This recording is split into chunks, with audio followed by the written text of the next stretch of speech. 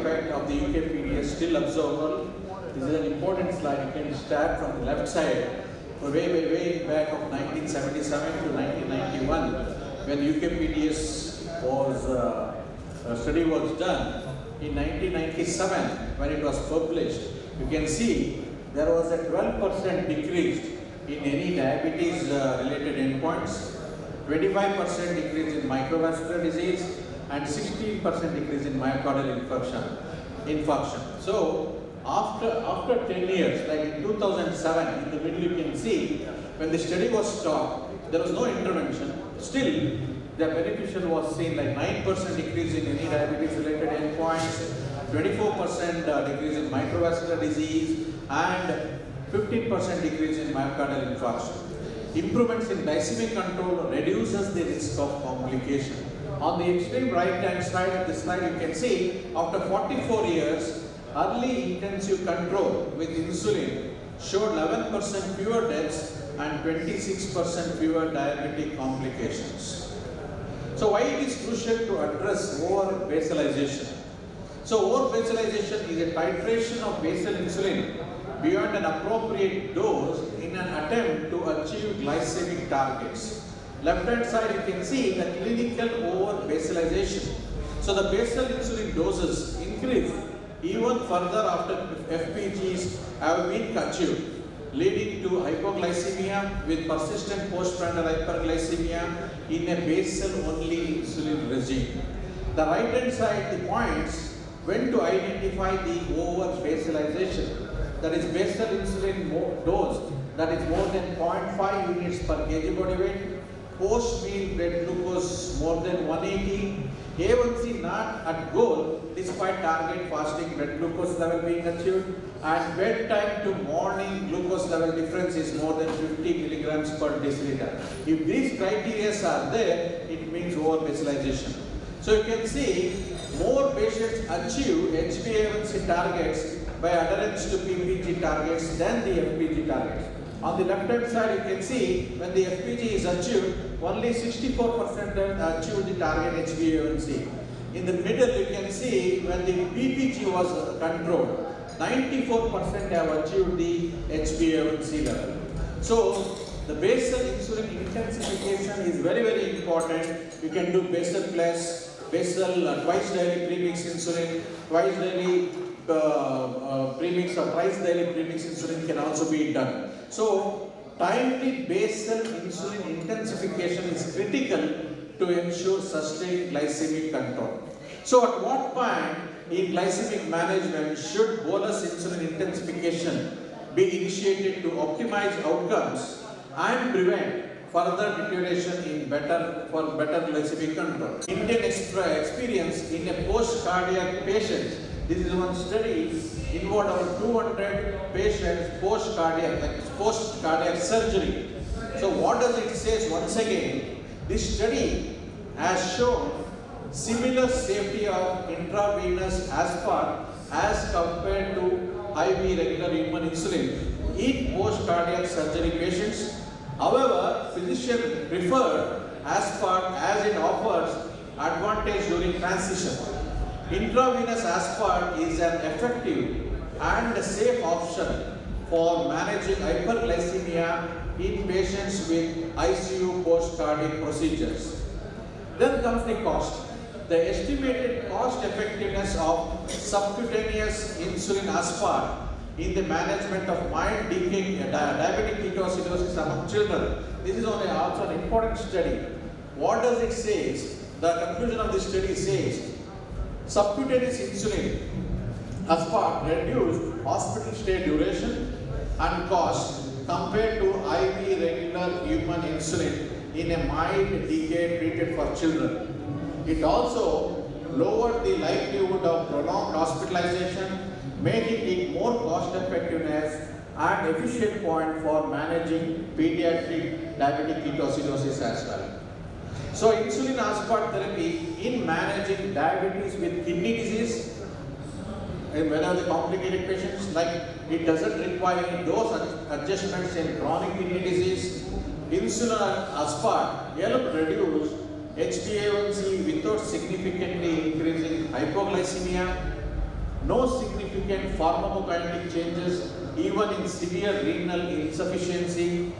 Diabetic women trying to conceive should use insulin aspart instead of regular insulin. Insulin aspart provided better postprandial glucose control and lower severe hypoglycemic risk compared to human regular insulin. Next, when it comes to liver disease, it does not significantly affect the pharmacokinetics of insulin aspart. It maintains stable pharmacokinetics parameters across varying degrees of liver impairment. Insulin aspart's pharmacokinetics remain unaffected, ensuring consistent dosing. So, fast-acting insulin aspart versus insulin aspart. Like many rapidly acting insulin have come into the market. What is the difference between rapidly acting versus the fast-acting? So, it showed modest improvement in overall glucose control compared to the insulin aspart. Both insulin formulations were safe with no significant difference in severe hypoglycemia or ketoacidosis. The clinical significance of improvement is small with 1.9% difference in time in range. So, Aspart's 25 years of clinical use is there. It was launched in 1999 and it has become the cornerstone in diabetes management. Therapeutic milestone, over 2 decades of trusted use in managing type 1 and type 2 diabetes globally. Global reach, approved in over 100 countries, millions of patients rely on aspart for effective postprandial glucose control. So where at all used, in every aspect of diabetes, almost you can use, like type 1 diabetes, type 2 diabetes, pregnancy, effective and safe in older patients as well. Future potential can be used in hospital settings, as I showed few studies including for DKA. Insulin pumps, approved for continuous subcutaneous insulin infusion, offering adaptability for advanced insulin delivery systems. Saurabh would have been using in his regular clinical practice with these pumps of aspart. So legacy versus new generation insulin. So aspart versus new generation insulin. Aspart's 25-year history of consistency and proven safety makes it more accessible and cost-effective, with many patients preferring aspart over the newer alternatives due to its familiarity and predictable action and shape, with similar 2-hour postprandial reduction and no significant reduction in severe hypoglycemia. So real-world studies, data from diverse population confirm aspart's benefit, including improved HbA1c, reduced severe hypoglycemia, and better postprandial glucose control. So now when you decided the aspart to be used, which you are already using in our clinical practice, what are the compelling reasons to incorporate biosimilar aspart into our insulin therapy regimen? So if you see the pharmacokinetics and pharmacodynamics, the global standard clinical safety and efficacy trials, you can see here, it is almost matching between both the things.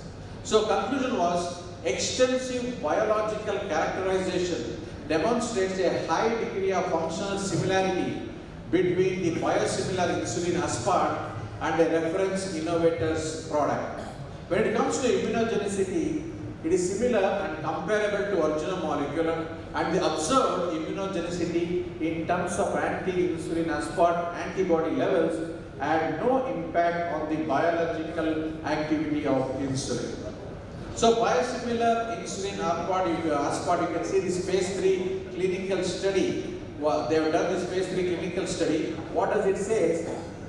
It is biosimilar insulin aspart and the innovator were comparable and equally effective in lowering HbA1c, FBG levels from baseline to week 12 and week 24. So when it comes to cost price, that is, it comes to MRP, you can see the cost difference here. Innovator, if it is 937, aspart, our Indian made aspart, USB has sponsored this session. You can see the Insuquick of USB, you can see the cost difference. It is 725% lesser. When it comes to disposable pens as well, 21% lesser. So according to the market for rapid acting insulin, the unit sales contribution are 67% for cartridges, 26% for the disposable pens, and 7% for vials. So the impact of biosimilar aspart on diabetes management in India: main cost effectiveness, diabetes management through local production of biosimilar insulin aspart in India. It is of strategic importance as reduces the dependence on imports, ensuring steady supply even in remote areas. Because the cold chain is very, very important, because as the MNCs are maintaining very well, in the same way our companies are maintaining the cold chain in a very good way, and it is reaching to the periphery remote areas as well. And most important is lower cost and increased availability facilitate timely insulin initiation, reducing complication, mitigates micro and macrovascular complication associated with diabetes. Success of biosimilar insulin production motivates further research, creating new ecosystem for advanced treatments, promotes self-reliance and lesser import dependence in healthcare industry through Make in India initiative. So aspart is one of the molecules to be consumed which we are using since many years with good results. Thank you for your patience hearing. If you have any questions, you can discuss.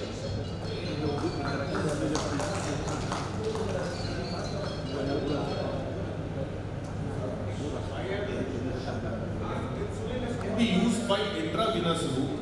Is there any difference between PKPD parameter of soluble insulin and insulin aspart? Not that much. It's almost the same. Like if you take the only thing